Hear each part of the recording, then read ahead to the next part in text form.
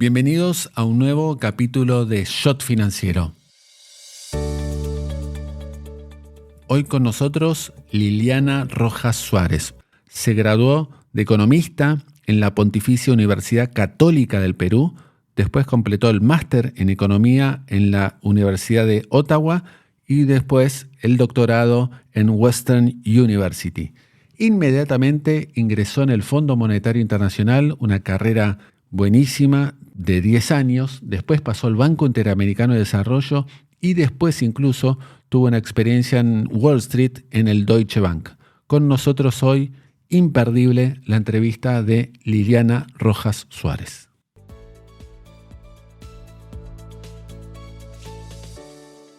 Estás escuchando Shot Financiero con Guillermo Willy Laborda.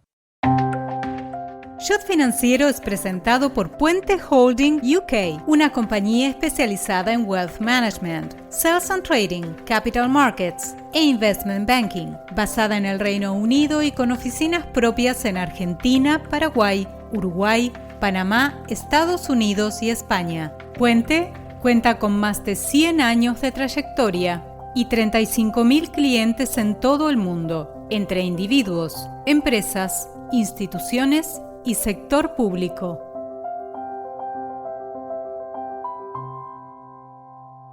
Y ya estamos conectados con Liliana Rojas Suárez. Liliana, un placer enorme tenerte en nuestro podcast Shot Financiero. ¿Cómo andás?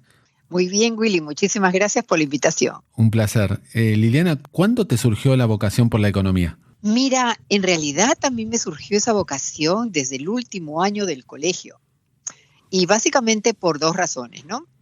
La primera es que yo tenía un gran interés por los temas sociales, especialmente porque estamos a comienzo de los 70s, que es una época muy difícil para Perú, cuando comienzan fuertes problemas de crecimiento y el desempleo comienza a crecer. Como una niña aún en el colegio, escuchaba muchas historias de cómo la gente se iba quedando desempleado.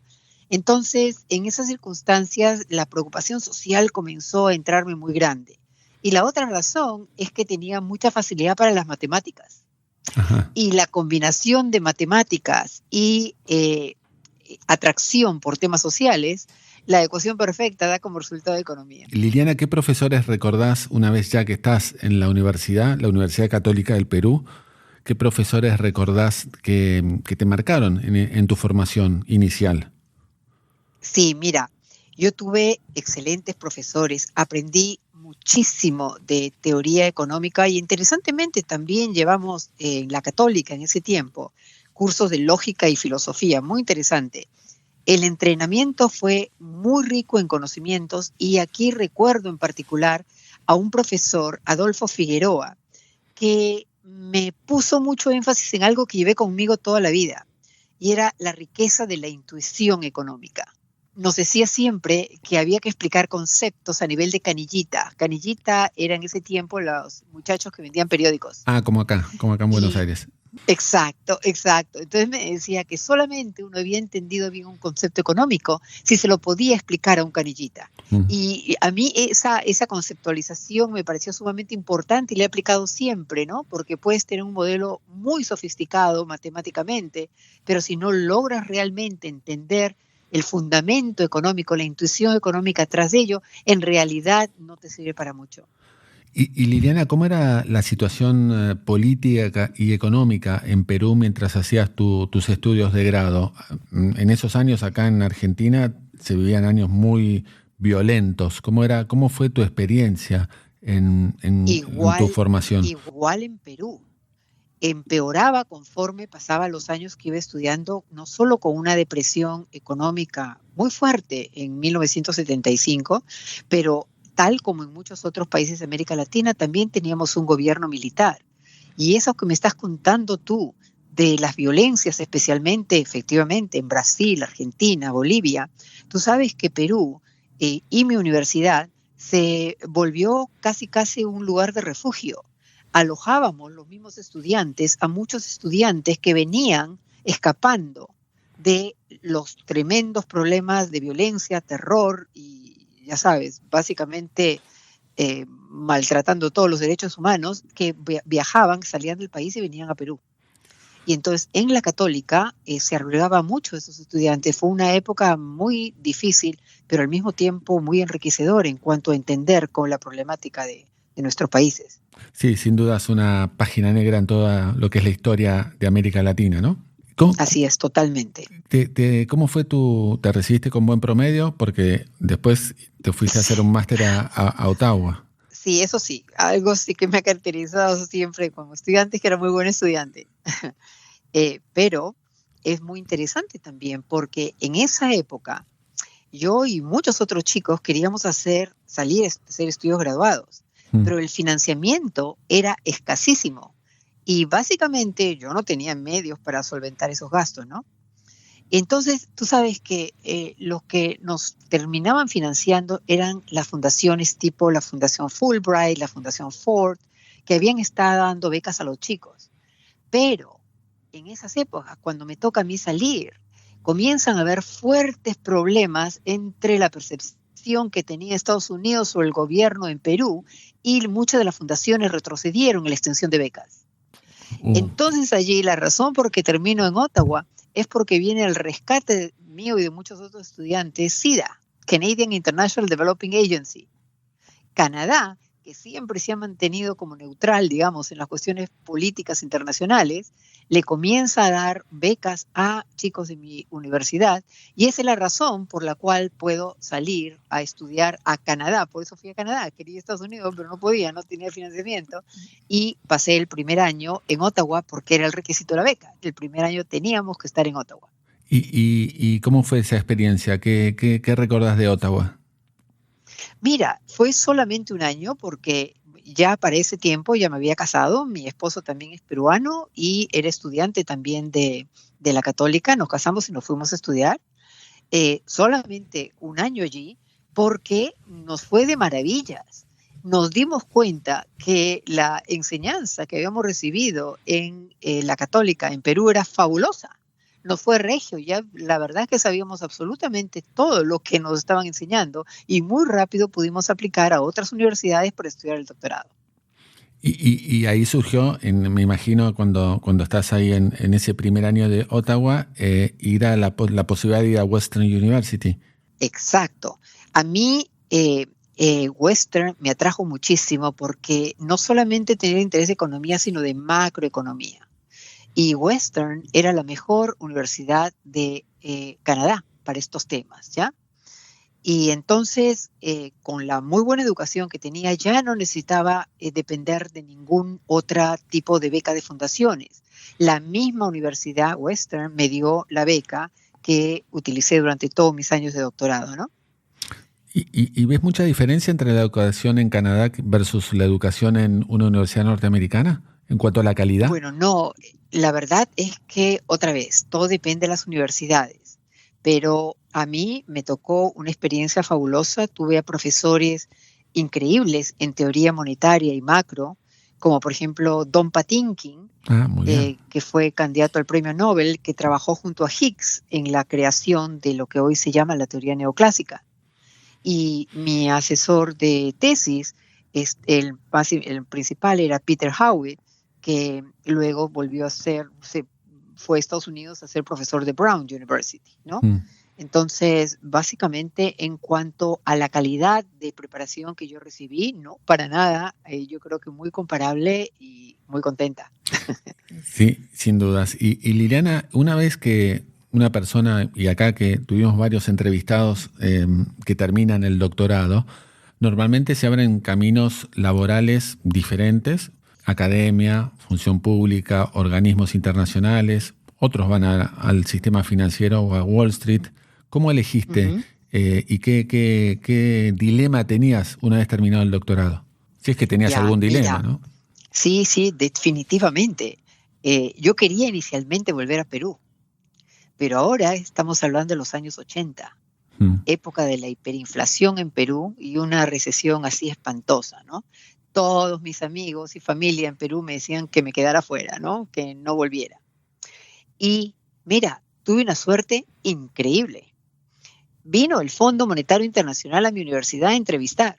Me entrevistó y me contrató. O sea, realmente ni siquiera tuve que buscar trabajo. Fueron, me buscaron y mira la suerte que tuve, porque justo en ese momento estaba embarazada de mi primer bebé. Ajá. No tuve que hacer nada, o sea, yo siempre digo de que claro, hay que trabajar mucho, pero el factor suerte juega un papel y eso fue realmente una tremenda suerte. Mi tesis de trabajo en la universidad y mi interés estaba en América Latina y países emergentes y eso era precisamente lo que iba a hacer en el fondo. ¿Te habías recibido con buenas notas, buenas calificaciones también en el doctorado? Con excelentes. Otra vez, la formación que venía llevando me era perfecta. No, obviamente que tuve que trabajar horrores, obviamente que fue un periodo de mucho esfuerzo, como todos en el doctorado, pero la verdad que no fue excelente y sí, me gradué con todos los honores del mundo, con muchísimas recomendaciones, que fue la razón también por la que el Fondo Monetario me dio el trabajo así, simplemente yendo a visitar a Western, ¿no? ¿En qué área empezaste el fondo? ¿Y ya te mandaban a recorrer o visitar algunos países? ¿En qué área te desarrollaste dentro del Fondo Monetario? En mi primer año estuve en el Western Hemisphere Department, o sea, el departamento que sigue América Latina. Pero mi interés y donde yo realmente quería estar era el departamento de investigación, el Research Department del Fondo Monetario. Allí es donde se profundiza mi interés por relacionar los temas macro, que ya había estudiado muchísimo, con los financieros. Mira, siempre se decía que el IMF, International Monetary Fund, la F era por fiscal, ¿no? Era como un cuento, se decía entre los economistas, la F es por fiscal porque el Fondo Monetario va a ver siempre las cuentas fiscales, ¿no? Yo decía, no, la F es por financiero, porque a la hora de la hora todas las crisis terminan en el sistema financiero. Y así fue. En esos años, en los años que yo estuve en el fondo, una década, fue una secuela de crisis financieras y bancarias en países avanzados. Entonces, tuviste la crisis de las instituciones de ahorro y préstamo en Estados Unidos, se llamaba el Savings and Loans Association, así es, que fue en los 80s. La gran crisis de Japón, que comienza en los 90s.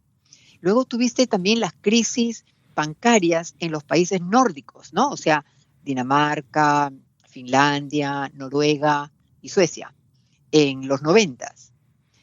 Escribí mucho sobre esta, estoy hablando de los países avanzados, y aprendí horrores, colaborando, escribiendo papers con los mejores economistas del FMI justamente sobre este tema, sobre el tema de crisis bancarias en países avanzados.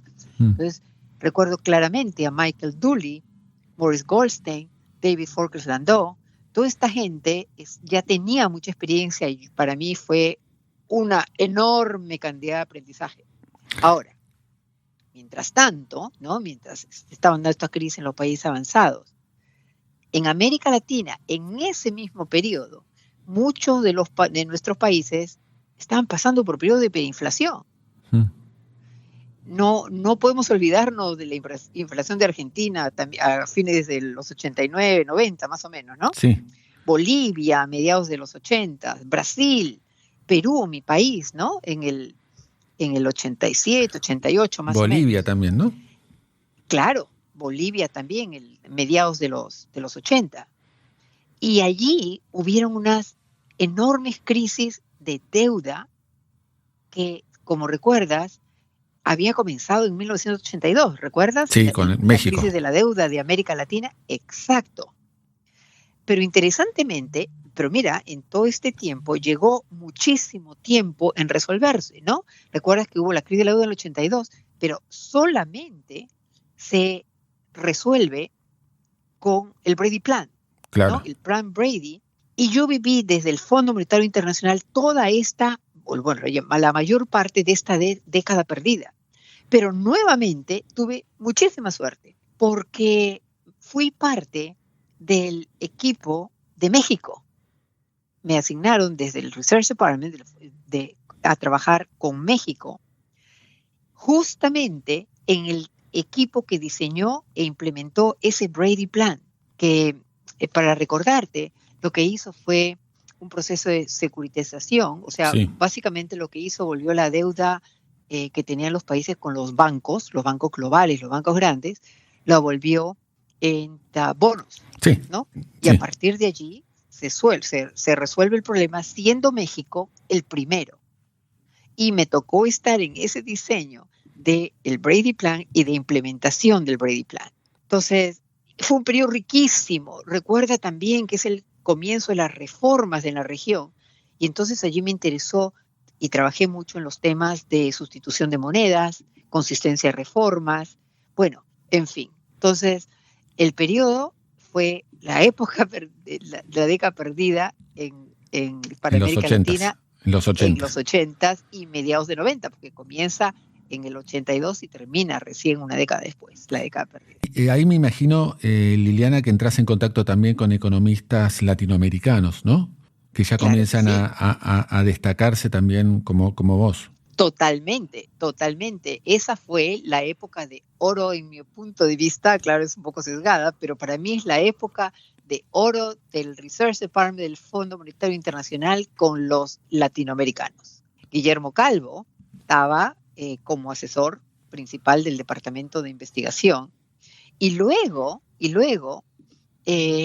una serie de economistas que luego, como tú dices, han tomado posiciones muy importantes en América Latina, estaban también en el fondo.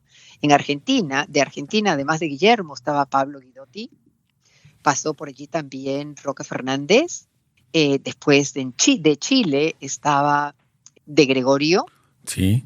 que bueno, fue ministro de Economía en Chile. Enrique Mendoza, que es profesor de Penn, de la Universidad de Penn, mexicano. Carmen Reinhardt, Carmen. ¿no? Que ahora es profesora de Harvard. Bueno, y todos ellos éramos los latinos trabajando en el Fondo Monetario Internacional en la época de mayores crisis de la región, así profundamente, ¿no? Entonces, definitivamente que fue una experiencia absolutamente maravillosa. Creo que Guillermo Calvo también lo refleja, ¿no? Incluso con los aportes que ustedes le hicieron al mismo fondo, ¿no? Porque creo que no veían nada más que lo fiscal y creo que Calvo, me imagino también con ustedes, les recomienda ver precisamente los flujos de capitales y bueno, lo que después derivó en otros papers como el Sudden Stop y precisamente, bueno, aún, digamos, teniendo lo fiscal bien armado, me acuerdo que decía Calvo, puede haber problemas de crisis, ¿no? Totalmente, totalmente. Guillermo fue una influencia enorme, no solamente dentro, sino fuera del fondo, y en particular para América Latina, ¿no? O sea, su trabajo definitivamente influenció tremendamente la forma en que nuestros países veían cómo entender lo que estaba pasando en la región, ¿no? Y hasta el momento, ¿no? O sea, Guillermo sigue muy activo en todo lo que es su trabajo en la región. Y Liliana, ¿cómo viendo desde ahí, desde lo que era el Fondo Monetario, bueno, ahí ya se veían países que iniciaban un sendero de reformas bastante sólidas? Creo que el primer caso fue Chile, ¿no? Sí, así es, pero eso no implicó que luego siguieran los países cayendo en crisis, porque recuerda que se hacen reformas, pero se hace un grupo de reformas, no se hacen todas las reformas. Se comienza con liberalización financiera, liberalización comercial, pero y como que más o menos se hacen mejoras en los sistemas bancarios, pero no se hacen reformas institucionales, ¿no? Entonces, parte de lo que sigue luego de historia de América Latina es como que una historia de reformas incompletas. Y tú sabes que desde el comienzo veíamos eso, se veía que la región tenía mucho ímpetu, pero que no terminaba la tarea, ¿ya? Y bueno, eso ha seguido muchos años después. Sí, lamentablemente. Y Liliana, ¿hasta qué año te quedas en el Fondo Monetario? Yo me quedé hasta el 94. En el 94 paso al Banco Interamericano de Desarrollo. Me imagino que algún cargo similar o no. Bueno, allí pasa una situación simpática y es que Ricardo Hausmann sí. lo contratan para ser el economista jefe de América Latina, bueno, del BID, ¿no? Y Ricardo me contacta a mí para que yo sea su deputy, estando yo en el fondo. Y mira que otra vez el factor suerte importa mucho, porque yo estaba ya no en research, me acababa de mover hacía 3 meses a Asia, al departamento asiático. ¿Por qué? Porque hay una regla en el fondo que después de cierto tiempo tienes que hacer lo que se llama mobility, movilidad entre departamentos.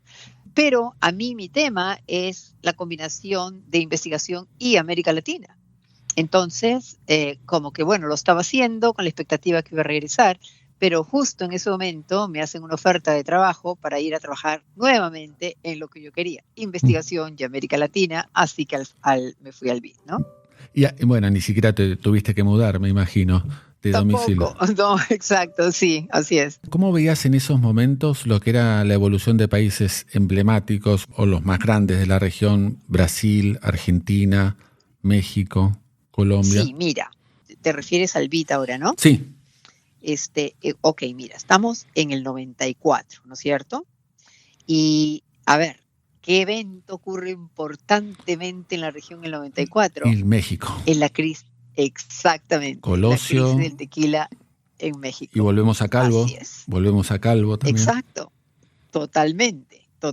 Entonces, bueno, en ese momento estoy en el BID y comienza a ver todos los temas de contagio de problemas financieros en la región y una serie de crisis bancarias. Y allí, recuerdas que te comenté que en el fondo había aprendido mucho sobre las crisis bancarias en los países avanzados. La verdad es que todo mi tiempo en el fondo me dediqué a tratar de entender cuáles eran las diferencias por ser países emergentes, justamente por sus características de países emergentes, que distinguían la crisis en América Latina de la de los avanzados. Y bueno, me tocó asesorar a muchísimos gobiernos, pero además pude publicar 2 libros. Solo estuve 3 años y medio, pero saqué 2 libros, porque la verdad que en ese periodo tuvimos absolutamente la mayoría de países de la región, de los grandes, como me acabas de preguntar, incluyendo Argentina, que tuvo una tremenda, si recuerdas, a mediados de los 90, sí, hubo una tremenda reestructuración del sistema bancario, con unas corridas gigantescas, y lo mismo pasó en otros países como Colombia, Venezuela, ¿no? O sea, fue un periodo de crisis bancarias tremendamente grande. ¿Cómo veías, y quizás desde el punto de vista al menos teórico, lo de Argentina y el sistema de convertibilidad? ¿Cómo lo veías en esos años, en los 94, 95, 96? ¿Cómo veías la experiencia argentina? Sí, que era única en la región. Sí, es que era...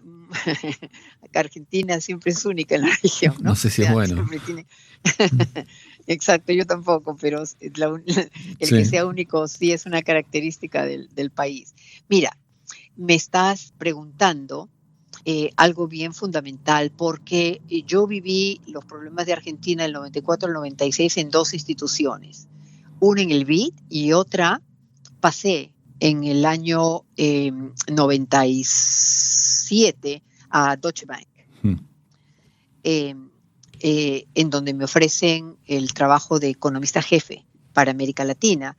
Y claro, bueno, la oportunidad buenísima, porque yo tenía experiencia de trabajar con gobierno, de trabajar en organismos multilaterales, pero no tenía experiencia de mercado y quería entender más, ¿no? Te lo comento porque estás hablando del periodo 94-96 y tuvimos mucha discusión sobre justamente el problema de la convertibilidad y sus efectos sobre las crisis bancarias, financieras en general de Argentina. A mí, yo nunca fui muy partidaria del programa de convertibilidad. Me parecía que era ponerle una cadena demasiado ajustado a un país que aún no tenía todas sus cuentas consolidadas. Habían hecho muchas mejoras, definitivamente muchas mejoras en el país, sin la menor duda, pero me parecía que era demasiado, que eso tenía que estar anunciado y por un tiempito y luego dejarlo para dejar que el sistema comenzara a ajustarse, pero eso no pasaba. Y entonces, para mí, un problema, claro, para el sistema bancario. Era de que cuando tienes muchos precios fijos de una forma u otra, das incentivos a tomar riesgos porque, bueno, no tienes que ajustar por movimientos de precios, ¿ya? O sea, piensas que va a estar, en este caso estoy hablando, por supuesto, de el tipo de cambio implícito, ¿no? Sí. En la convertibilidad. Entonces, como que no tienes que ajustar por muchos riesgos y entonces una vez que de una forma u otra, por algún shock, dejas el sistema, en este caso la convertibilidad, entonces el sistema se encuentra con que un montón de riesgos por los que tendría que verse cubiertos si los precios fueran flexibles no se cubre, no se había cubierto. Entonces tuvimos muchísimas discusiones sobre eso y bueno, tú mejor que nadie sabes cómo termina el tema de Argentina. Bueno, no en las mejores condiciones, pero me sirvió mucho para aprender cuáles pueden ser los indicadores de crisis bancarias, que no solamente tienen que hacer con el sistema bancario de por sí, sino con los indicadores de la parte macro, de cómo estableces las cuentas, ¿no? ¿Te costó mucho el salto de lo que es un organismo internacional a trabajar en Wall Street, en el Deutsche Bank?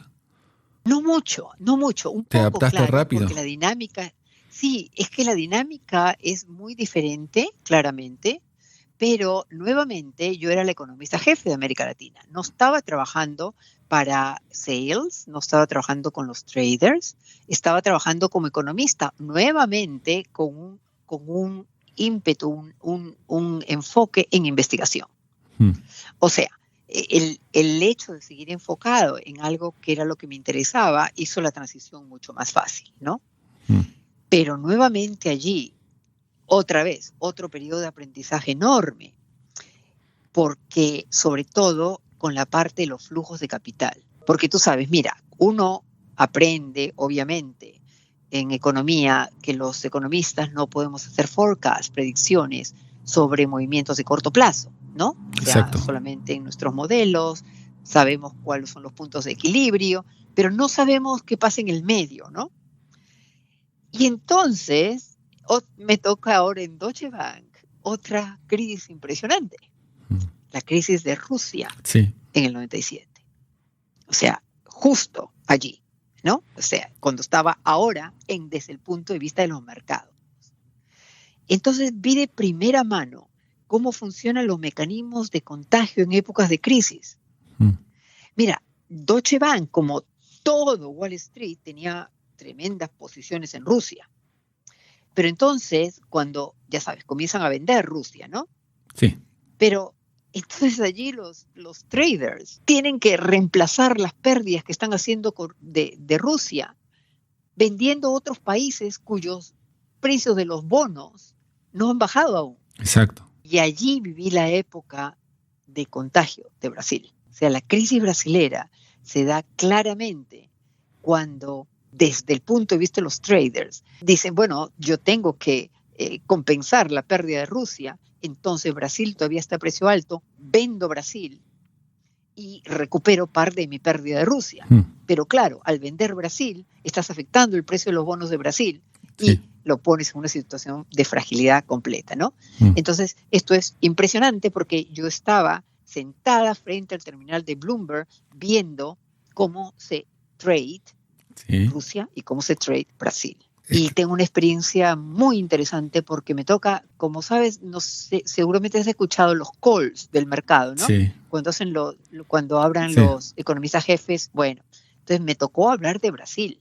Y estaba hablando de Brasil diciendo que Brasil estaba muy frágil y efectivamente podía perderse el tipo de cambio. En ese momento tenían tipo de cambio. Tipo de cambio fijo tenía en ese momento. Exacto, tipo de cambio fijo. Y lo iban a dejar. Sí, fue en enero del 99 que lo dejaban, creo. Así es. Y lo impresionante aquí es que mientras yo estoy hablando, tú ves en la pantalla de Bloomberg cómo los precios de los bonos y otros indicadores financieros comienzan a caerse. O sea, es así como funciona el mercado, con una velocidad de trueno. Claro, ¿no? Inmediatez. Y claro, imagínate, ¿no? Todo eso te lleva pues a entender perfectamente, no sé si perfectamente, pero eso es mucho decir, pero entender mucho más profundamente en realidad toda esta relación, políticas, mercado, percepciones, ¿no? Entonces, sí, la verdad, una experiencia maravillosa. ¿Hasta qué año te quedaste en el Deutsche Bank? Me quedé hasta el 2001. Ajá. ¿Qué recordás sobre todo también del caso Perú? ¿Cuándo empieza Perú a, digamos, hacer un clic en materia de reformas como, digamos, hicieron posteriormente o antes otros países de la región? Mira, Perú es un caso bien interesante que comienza, tiene una ventaja también, ¿no? Que es chico, ¿ya? O sea, para los países grandes es mucho más difícil. Por ejemplo, este ejemplo que te acabo de dar de Brasil. Eso no va a pasar en un país como Perú, porque necesitas mercados grandes, países grandes que tengan bonos, líquidos. Una cantidad de bonos exactamente, muy líquidos, y para eso necesitas que haya grandes, ¿no? Que haya gran cantidad. No puedes tener mucha liquidez en bonos pequeñitos, ¿no? Un poco no interesa al mercado eso. Entonces, deja comenzar con esa salvedad, porque es otro aprendizaje. O sea, ser chico a veces beneficia, ¿ya? Claro. De esta perspectiva. Ahora, Perú comienza las reformas como todos los demás. Perú también tiene una crisis bancaria en los 90, solamente que más leve que los restos, pero con todo la tiene.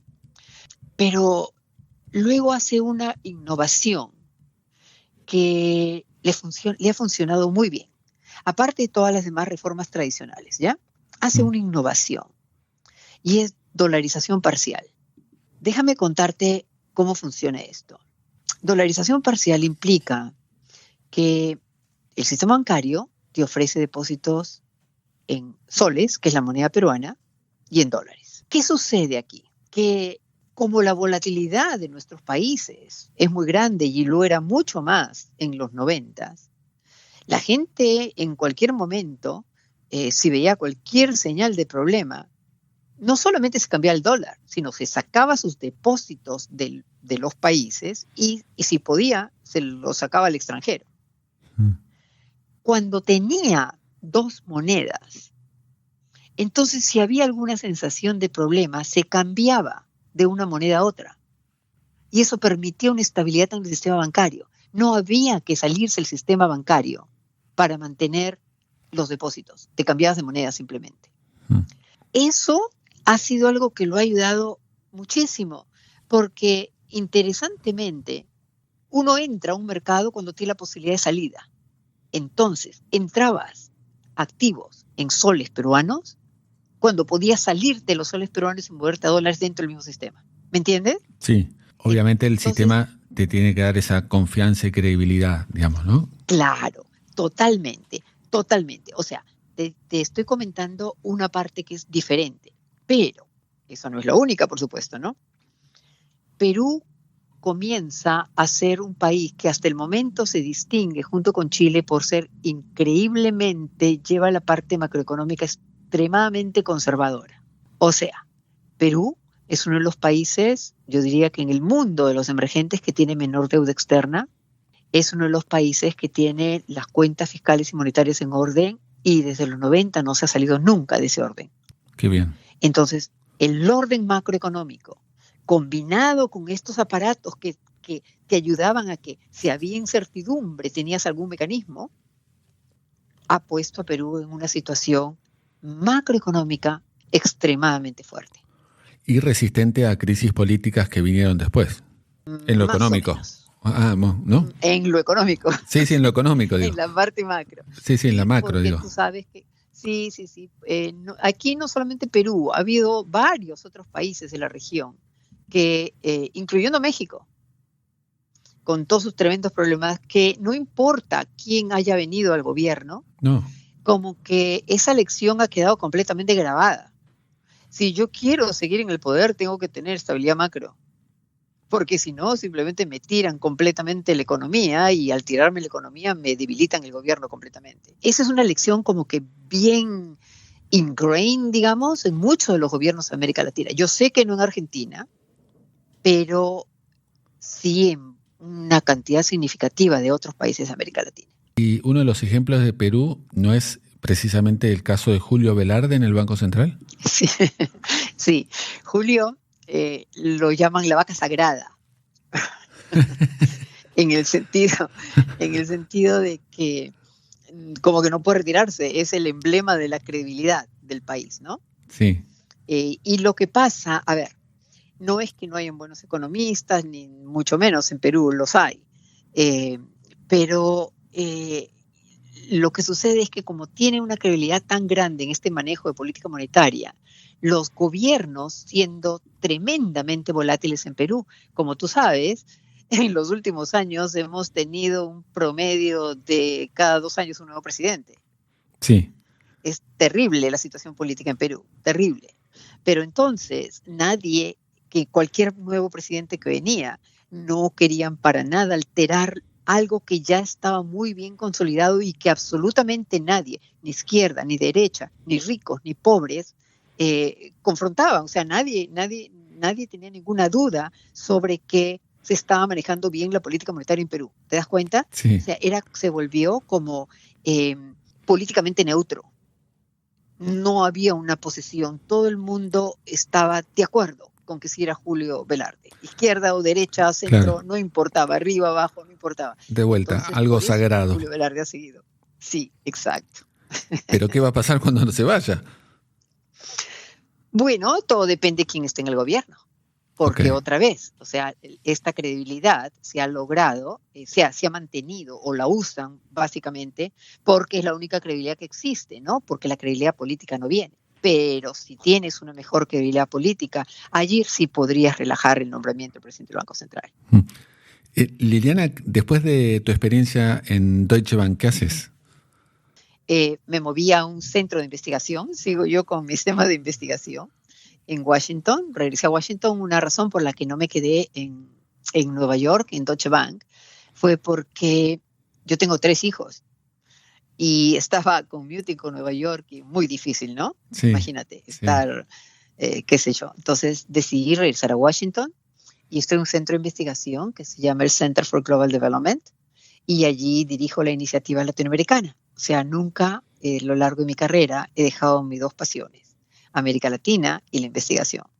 ¿Qué publicaciones o qué, incluso me comentabas antes los libros que habías sacado, qué publicaciones o cuál destacás de esos papers o libros que has escrito? A ver, los libros que escribí en el que te mencioné inicialmente eran sobre América Latina, pero uno que destacó muchísimo se llamaba Crisis bancarias en América Latina. Y ese libro ha tenido un enorme alcance, enorme, pero mucho más allá de América Latina, porque va desde causas hasta formas de resolución. Entonces sirvió mucho en los países del este, de Europa del Este, cuando tuvieron la crisis después de la crisis financiera internacional. Entonces ese libro tuvo mucho impacto. Y otro libro más reciente que saqué ya acá desde el centro, se llama Growing Pains en América Latina, los desafíos del crecimiento en América Latina en español, porque lo tradujo una editorial mexicana también. Mira. Y que también tuvo mucho impacto porque lo que trata de es combinar los elementos no solamente económicos, sino de políticos y sociales en generar un framework de análisis económico para el crecimiento. Claro. Y entonces, bueno, eso es como que quizás los más importantes que he escrito como libros, ¿no? ¿Y cuáles son los economistas latinoamericanos que más te influenciaron, más te llamaron la atención o más te hicieron abrir los ojos? Tú lo has mencionado 1.000.000 de veces, Guillermo Calvo, ¿no? Sí. Guillermo Calvo es el papá de de una generación de América Latina. Guillermo no tiene hijos, pero no necesita tenerlos. Tiene una cantidad gigantesca que ya no solamente se han vuelto hijos, sino también hay muchos otros que ya son nietos, porque tienen, ya sabes, muchachos jóvenes que siguen con la influencia de Guillermo, ¿no? Definitivamente creo que es el economista de América Latina de muchas décadas y no soy no solamente única sino que se ha expandido ese sentimiento, ¿no? de importancia. Por supuesto que hay muchísimos otros economistas, pero si tú me mencionas a alguien que definitivamente es el inspirador, digamos, Guillermo. Y entre los que ejercieron la función pública, que es difícil también, ¿no, Liliana? De pasar también de la investigación a ejercer la función pública. De los que viste ejerciendo el cargo de ministro América Latina, ¿destacás alguno que te haya sorprendido? A ver, alguien que me gusta mucho, sí. Y además porque sigo trabajando con él, es Andrés Velasco. Ajá. Es economista chileno, una carrera muy linda. Lo conocí en el Fondo Monetario Internacional. O sea, la verdad es que todos estos economistas, el Fondo Monetario Internacional fue mi punto de arranque, ¿ya? De conocer a los economistas latinoamericanos. Y él luego fue ministro de Economía en Chile y luego fue profesor en Harvard y en Columbia. Y ahora está de decano de una de las escuelas del London School of Economics. Claro. En Inglaterra. Me gusta mucho porque en su paso de uno a otro lado, como que tiene una cualidad que a mí me parece muy importante para un policy maker, para alguien que va a hacer política, ¿no? No se quedaba nunca, a pesar de ser un economista que fue muy teórico al comienzo de su carrera, no se quedaba nunca en la abstracción, sino que además escuchaba todas las partes, ¿sabes?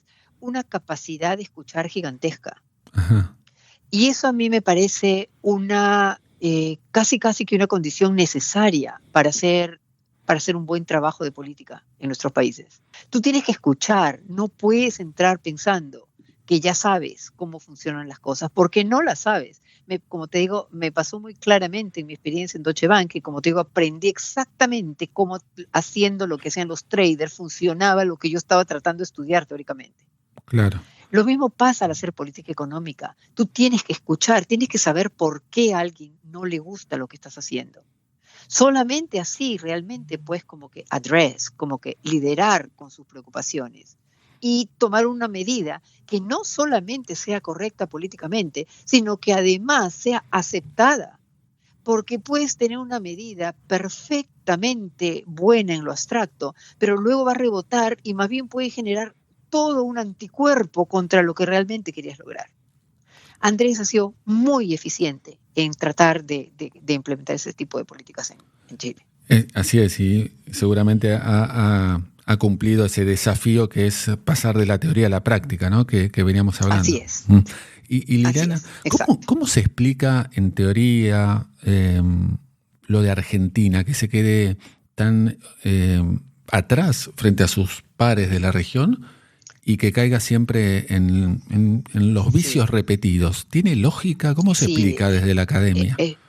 Mira, la verdad es que es muy difícil y hay un montón de explicaciones, ¿no?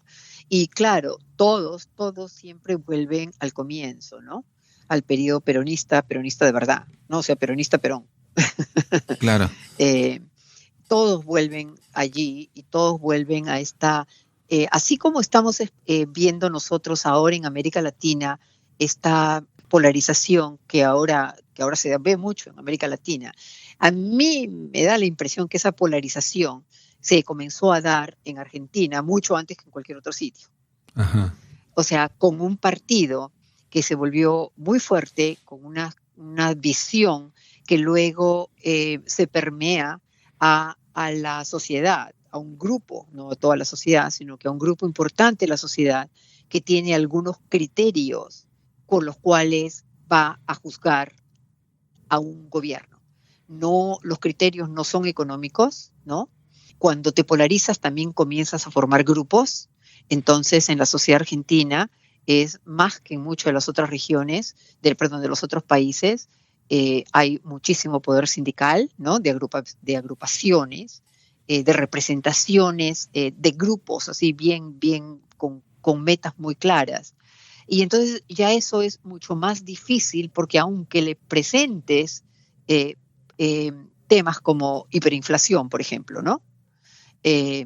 Tú dirías, bueno, con una hiperinflación se cura todo, ya dejo de creer en en cualquier otra cosa y quiero estabilidad macroeconómica, ¿no? Que eso es lo que pasó en el resto de la región. Sí. Pero en Argentina eso no era suficiente porque el mandato, digamos, de estos grupos internos dentro del país tiene más una perspectiva social, un área social que los economistas no hemos completamente tratado en el pasado.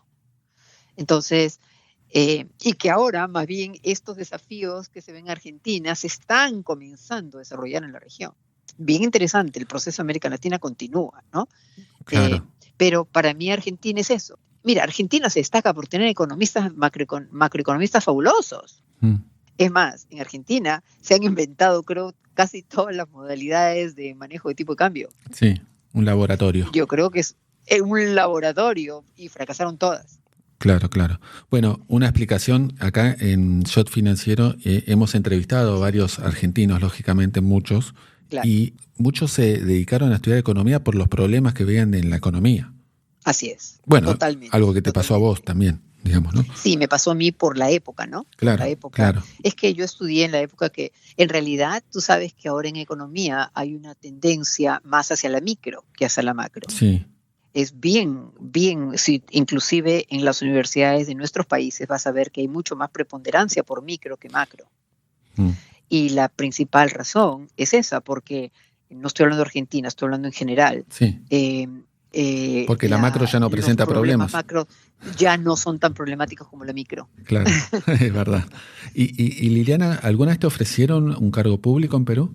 Sí, claro, varias veces. Sí, me imagino, te van a haber llovido varias ofertas. Veces, inclusive, sí, cargo público, inclusive político, pero no, decidí no irme por esa rama. Y ya entrando en las últimas preguntas, Liliana, ¿cómo estás viendo la situación de la región a futuro? ¿Qué estás viendo de Brasil, México, Perú, Argentina? Bueno, a ver, la situación en la región, si hablamos de la región así en su conjunto primero, es que, bueno, mira, ha venido superando las últimas crisis internacionales muy bien, ¿no? O sea, mira, desde la crisis financiera internacional y luego el COVID, ya obviamente han sufrido horrores, tremendas recesiones, pero salían, ¿no?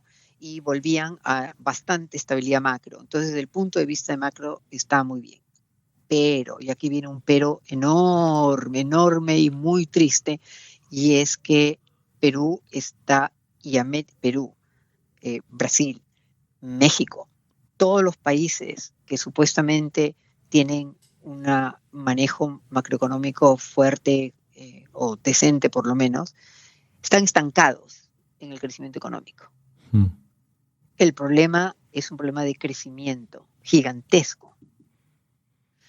Y aquí es por lo que te comentaba al comienzo.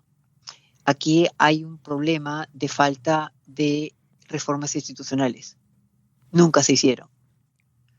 Y la institucionalidad, la calidad de las instituciones se ha venido deteriorando en nuestra región en forma brutal. Qué pena. Hay una incertidumbre enorme para los inversionistas.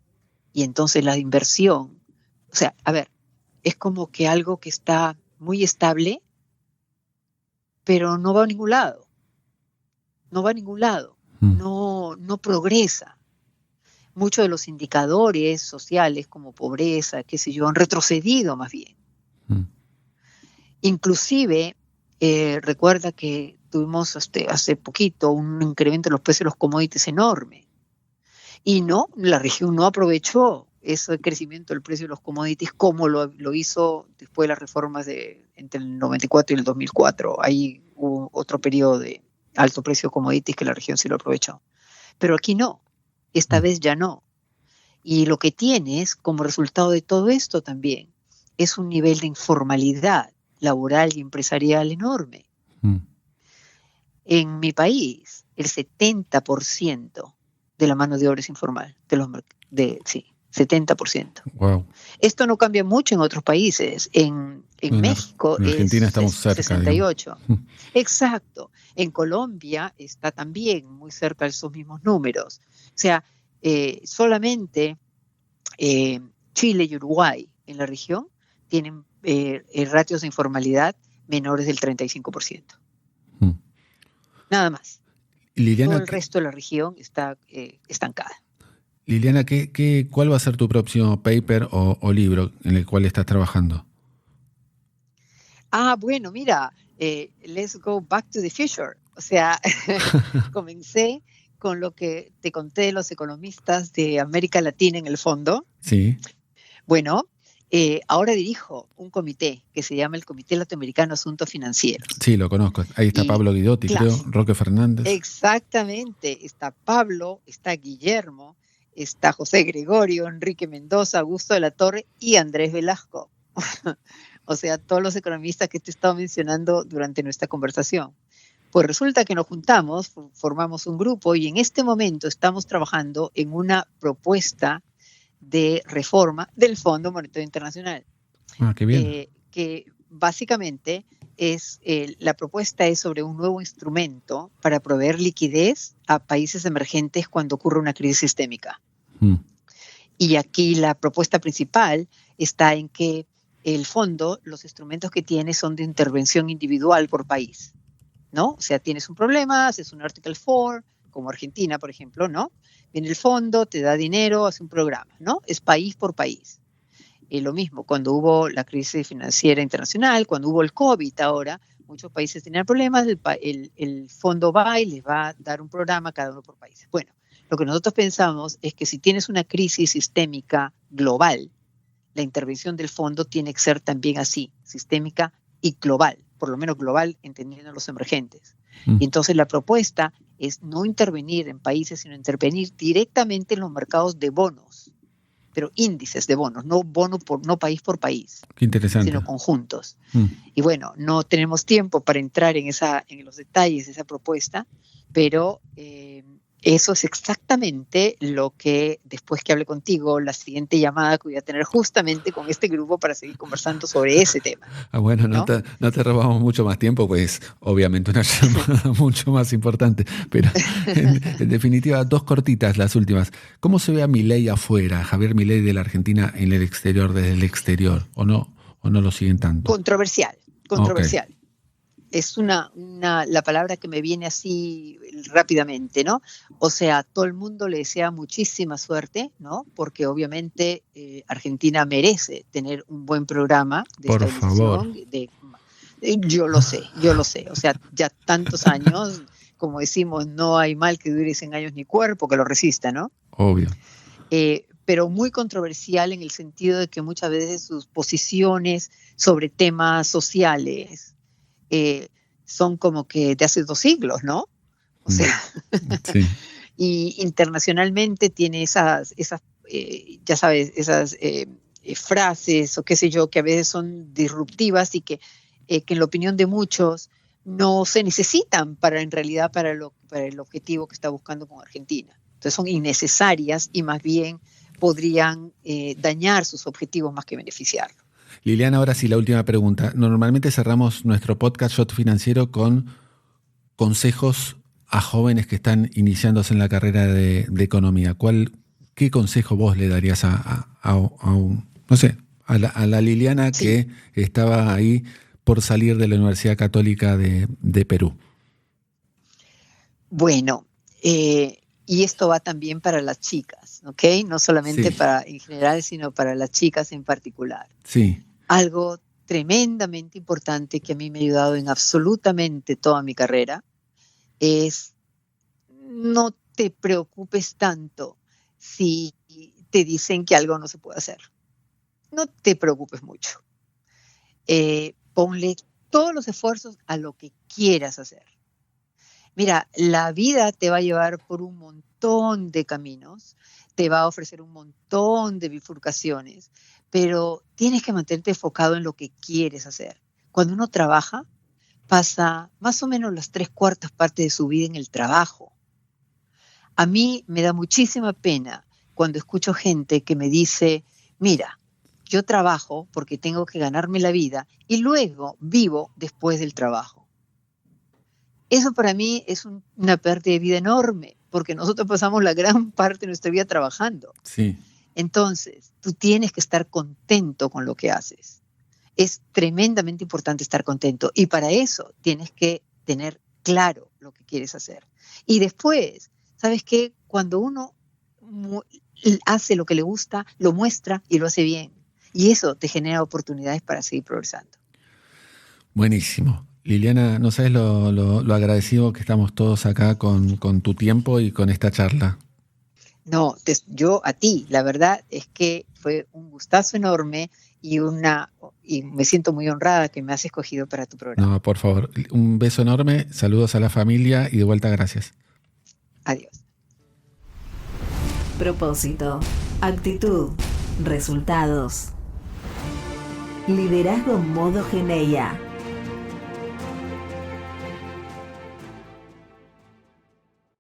Hasta aquí la entrevista con Liliana Rojas Suárez. Nos reencontramos en el próximo capítulo de Shot Financiero con un referente de los mercados y de la economía internacional. Chau.